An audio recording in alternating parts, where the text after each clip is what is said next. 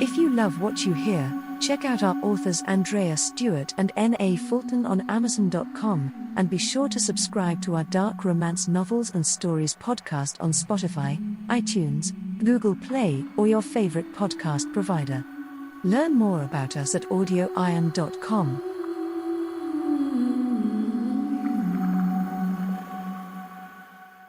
Love great stories well told? Visit audioiron.com to find the best in audio fiction.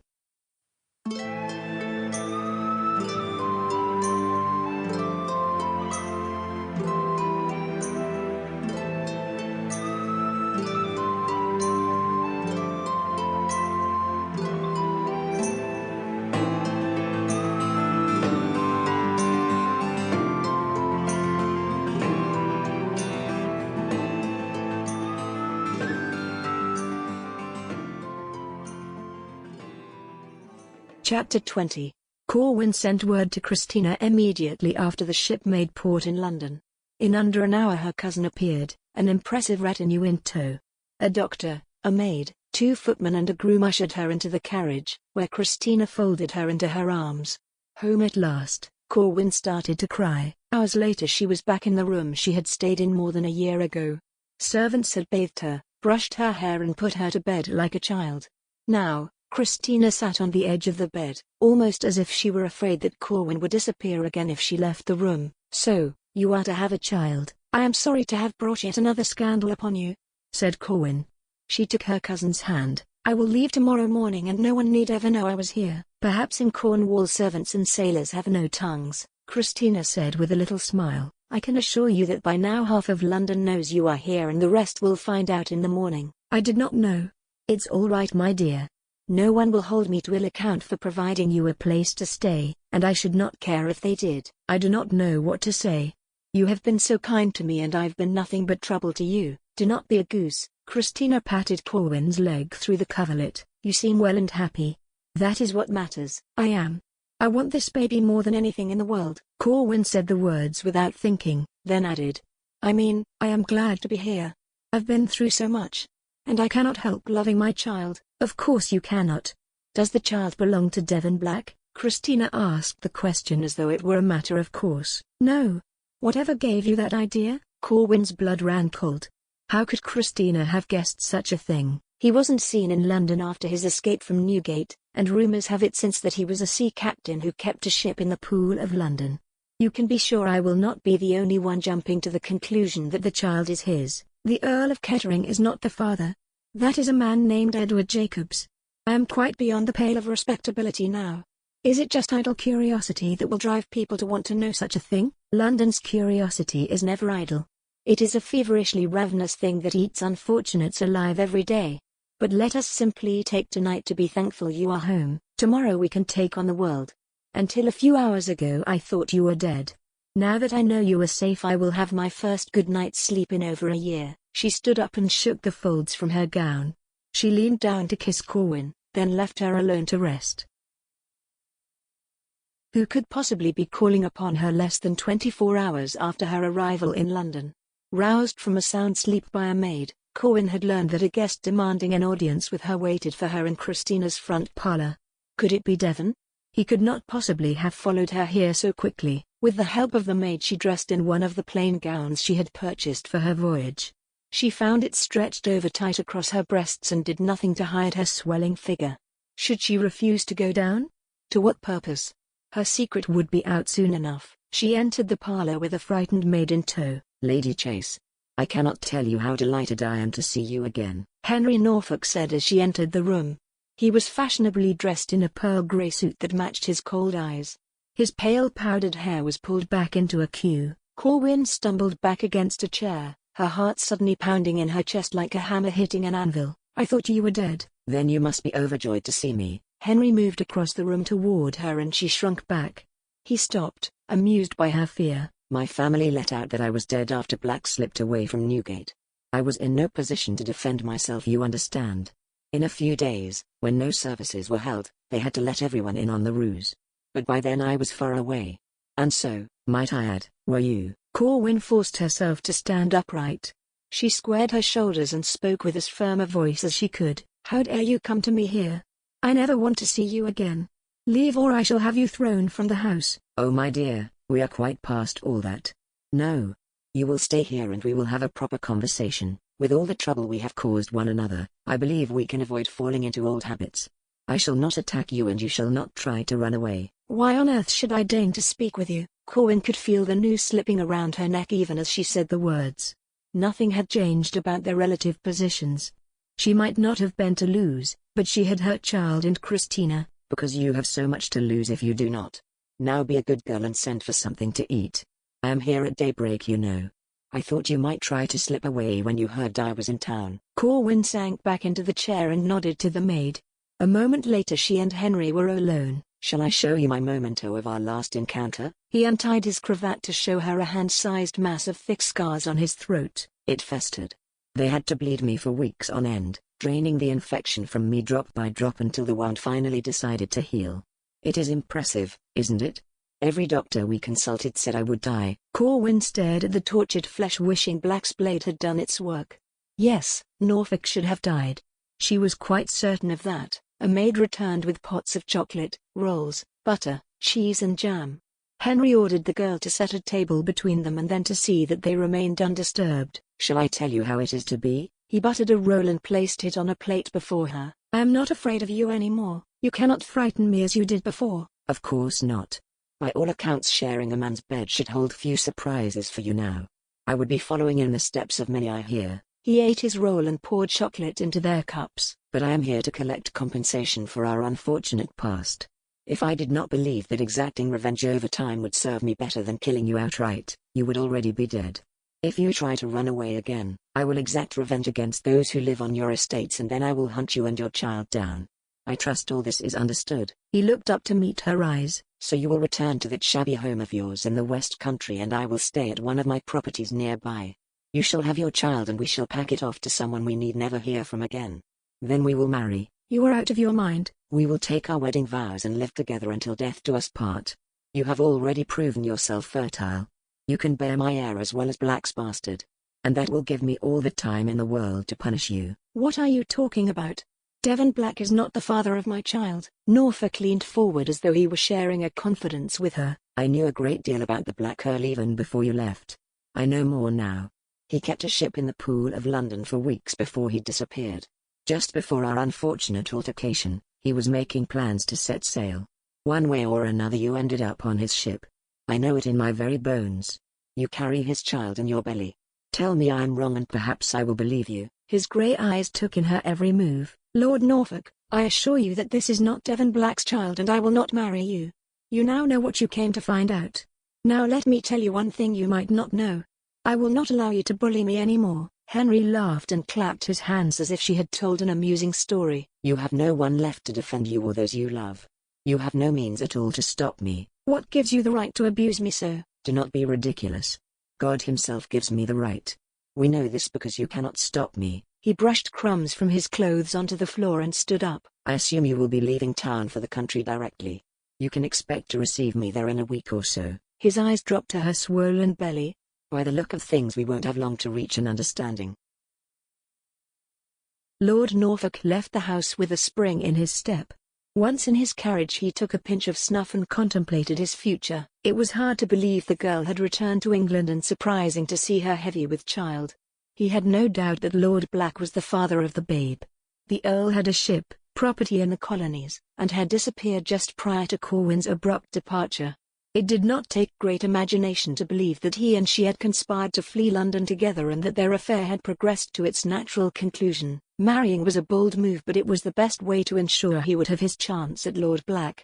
Sooner or later the man would appear to see his child.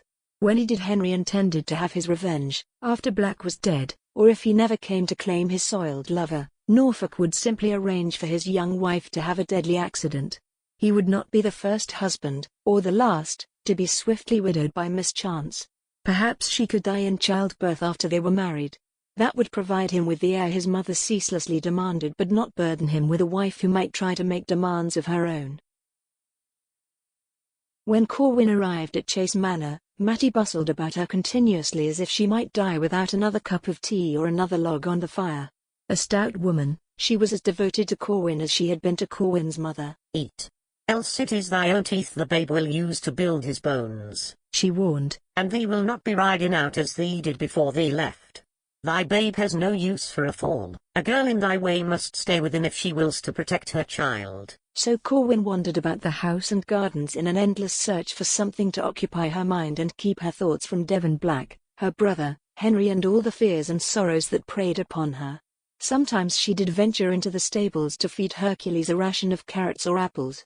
Her huge black stallion would press its head against hers, sidling up hard against the gate that kept them apart. She knew he wondered why they could not go out for a long ride along the beach or a race across the fields to Land's End. At night Corwyn frequently let Mattie put her to bed only to rise again a few hours later so she could wander about the house. She would sit in the library looking at Ben's old letters or trying to find a book she had not read 100 times. She would pore over maps, looking for the island she had shared with Devon, remembering the sunlight on the water, the way he had looked at her, and the way they had touched. Long after midnight she would drag herself up the stairs to bed, there to toss and turn until dawn finally came. A fortnight after she returned home, Henry appeared in her library. He entered the house without waiting to be invited, explored the lower floor until he found her. He wore black riding clothes and it was the first time she had ever seen him in something that did not look girlish. Now he looked sinister. As promised, I have come to call. He folded himself into a chair before her fire and tapped his boots with his riding quirt. Chunks of mud fell onto her hearth. "Get out." Or what? Will you send that housekeeper of yours after me? I look forward to teaching her some manners. "I will never marry you." Corwyn closed her book and stood up. He gave her a lingering look. You have filled out a bit since I saw you last. Strange how women change when they carry a child. I have had a mistress or two swell over the years, but I never lingered to see what became of them. "You are a wicked and vicious man to torment me so. Get out of my house or I will call my groomsmen to make you leave." Belatedly Corwyn tried to remember if either Tom or Jack were in the stables now. Mattie sent them to town twice a week to buy flour, sugar and other necessities the manor could not provide. Was this one of those days? And you have the appearance of a harridan and the mouth of a shrew. Enraged and frightened, Corwyn turned toward the door. Surely she could find someone who would bar the doors so he could never enter again. Before she could exit the room he was in front of her. I did not say you could leave, my lady. "Get away from me." Corwyn took a step back and was startled to find he followed the motion. She had forgotten how quickly he could move. Look where defying me has got you. No lover, no brother, heavy with a bastard. How much you have harmed yourself by failing to accede to my wishes when last you were in England. He tilted her chin up so she would look at him. He was so close his breath stirred her hair. "You must stop." I must do nothing, my lady. Norfolk ran a finger along her cheek. You should be glad I will have you when you are so cast off and despoiled. You must be thankful for my attentions. He brushed his lips across hers and Corwyn felt something dark and ugly stir within her. How easy it would be to let him have what he wanted. She was no stranger to a man's bed. No innocent ignorant of what passed between a man and a woman. Yes. I am a man and you are a strumpet. There is no reason we should be at odds, said Norfolk, sensing the momentary change in her. Corwyn wrenched herself away, brought a hand hard across his face, then pushed past him to the door.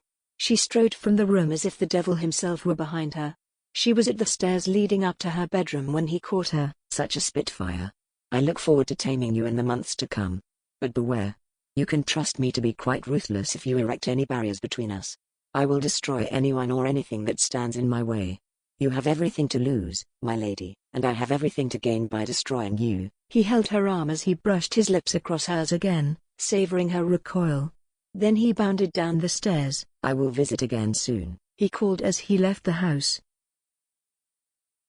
And who is yon rogue who thrusts himself into thy house as if he owned thee? An hour after Norfolk's attack, Mattie's 5-foot full-figured frame was shaking with anger. He did push me into a closet and put a chair under the handle. Thee must send him packing. He is a friend. A very powerful lord from London, Corwyn said wearily. Next time he comes, just fetch me. I will make sure he does not hurt you. All she wanted to do was lie down in her warm bed and go to sleep. He is no friend of thine. A rogue and a villain he is. I would sooner leave thee with a mad dog than with such a one. Corwyn began to undo the long row of buttons down the front of her dress. 'Tis hardly tea time and thee is fallen in bed like it were the crack of midnight. Thee is white as a sheet. Thee has had a shock of some kind, and devil take me if thy friend be not the cause of it. Matty took over the buttons, and helped Corwyn step out of the dress when it fell to the ground. If thy brother were here, I warrant he would chase the scoundrel away. I will not be doing less for thee. But Ben is not here. I am mistress here, and I tell you I will handle him. You are not to bar his entry, nor allow any other to impede him. You shall treat him as an honored guest. Corwyn slipped into bed, folded her body around the baby growing inside her and closed her eyes. Why will thee not let us help thee? Matty, hands folded across her substantial bosom, waited for a reply. You will help me most by doing exactly as I ask, said Corwyn. The only escape from the trials and perils of this world was oblivion, she thought. Begging your pardon, milady. I come about your brother, Captain Chase. The weathered man had appeared at the door just at sunset the next day. What about him? Asked Corwyn. She had been summoned to the front parlor to meet with someone who claimed to have word of her brother. Fear, excitement and disbelief all warred within her. What terrible or wonderful thing might she hear in the next few moments? Can you tell me where he is? I have been so worried. What if Ben were to be home in time to see the baby arrive? Would not that be wonderful? Together they could decide what to do about Norfolk. The others thought I should come because I saw him at the end when he went looking for ye. The end? Corwyn's heart sank. I know he went looking for me in Port Royal. He gave up his commission, hired a new crew. But surely he discovered that I was not there anymore. He were told you were bought by a Spaniard, Senor Lucas. We lit out after him and found his lands. Your brother left the ship to fetch ye and were never seen again. He licked his lips, then continued. When we made London, we heard ye were alive and they sent me to tell ye. While the man talked, he screwed his hat around in his hands, twisting it first one way then another. Corwyn said nothing, barely able to grasp what he was telling her. Ben, dead? He could not be. It wasn't possible. He died trying to find her? She would not believe it. She would never believe Ben was dead. As the darkness clouded her vision and she felt her legs give way beneath her, she promised herself it wasn't true. Ben had to be alive. Surely she would feel it in every fiber of her being if he were really gone. Ben watched the struggling black man thrown into the box with a sense of resignation. He had known it would come to this. For months he had wiled, connived and sometimes pleaded to keep from having to make this decision, but the day had finally come when he could put it off no longer. He could not live with himself, would not be able to live with the monster he became, if he did not find a way to avert this disaster. The slaves were healthier now, they worked longer hours and got more done. They lived longer, and occasionally they even recovered from illnesses.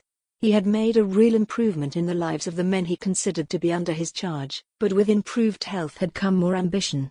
Like men anywhere, they wanted to be free. 2 men had escaped in the last month, and now a man who would have been the third lay in that half-buried coffin Ben had all but died in. Manny would not agree to release him, and Ben would not watch a man die there for attempting to regain what should never have been taken from him. Ben turned away, moving away from the box toward his cabin now that the interment was over.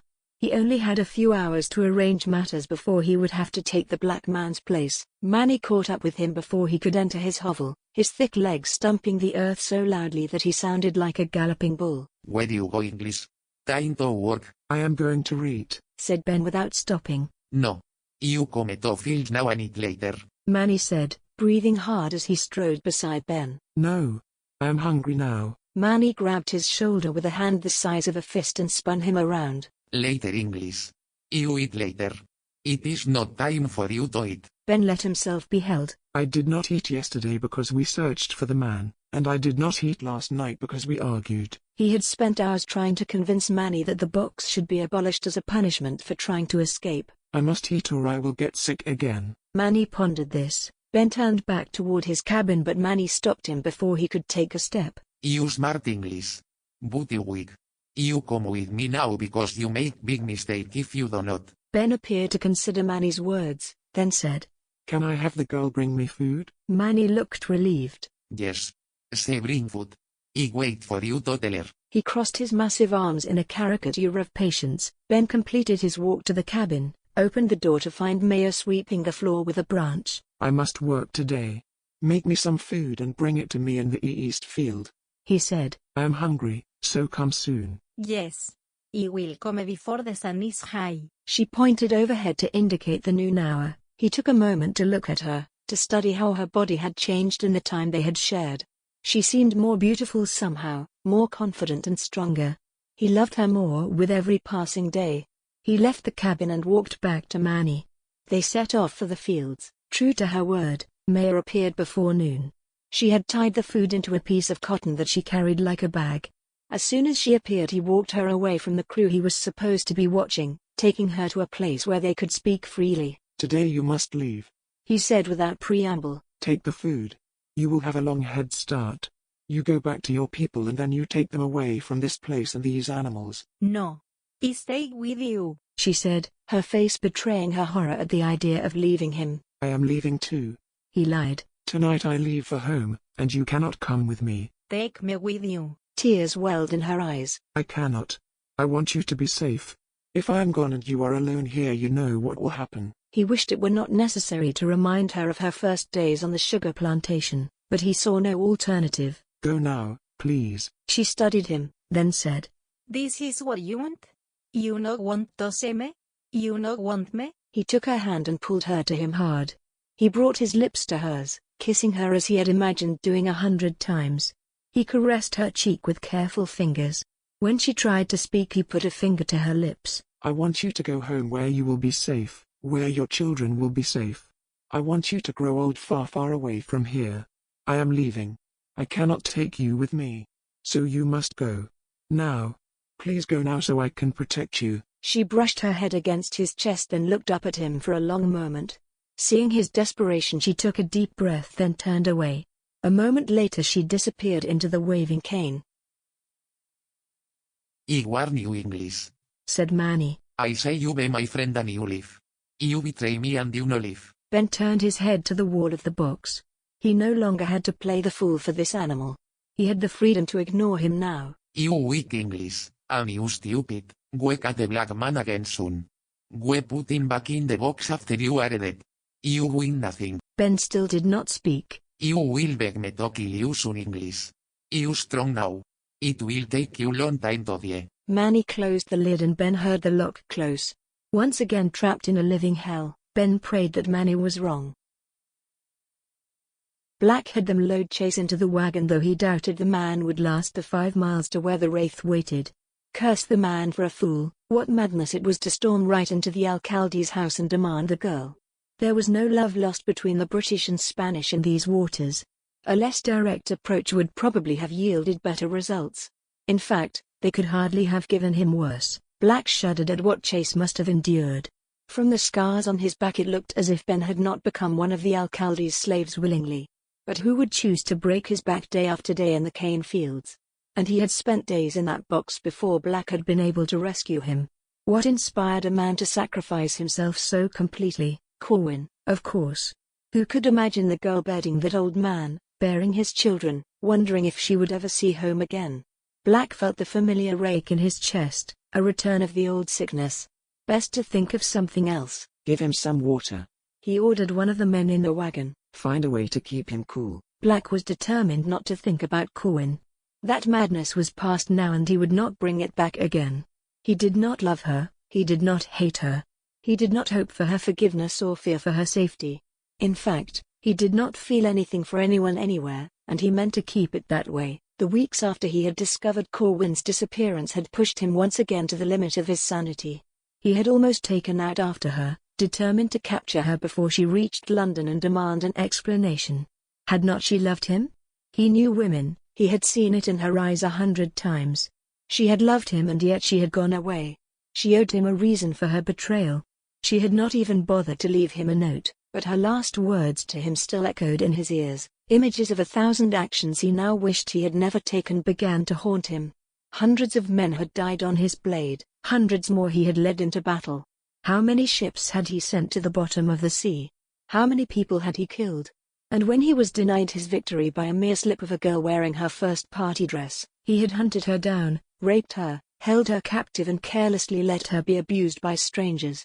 Black was past redemption because no deed on this earth could ever be undone. After weeks of misery, a time had come when Black did not care if he lived or died. With that final surrender he had at last achieved a kind of peace.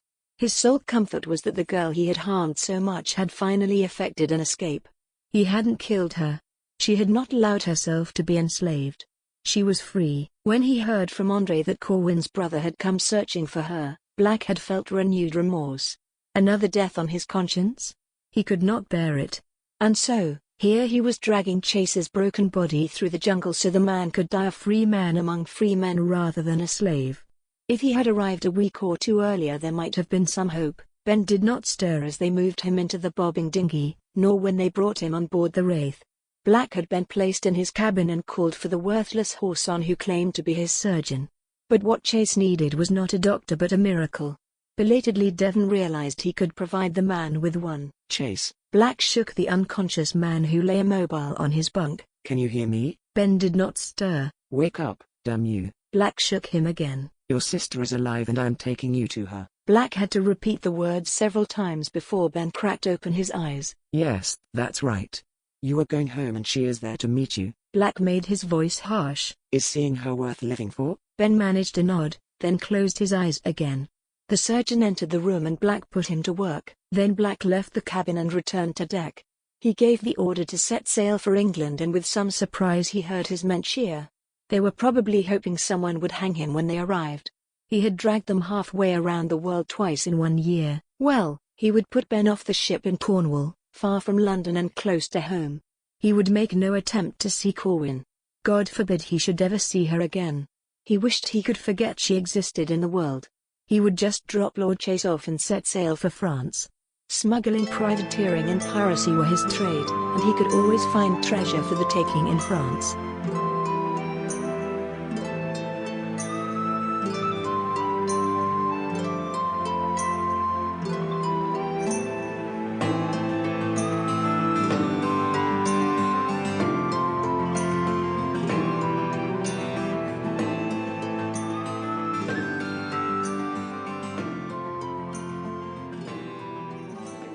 Pirate's Desire by Andreya Stuart.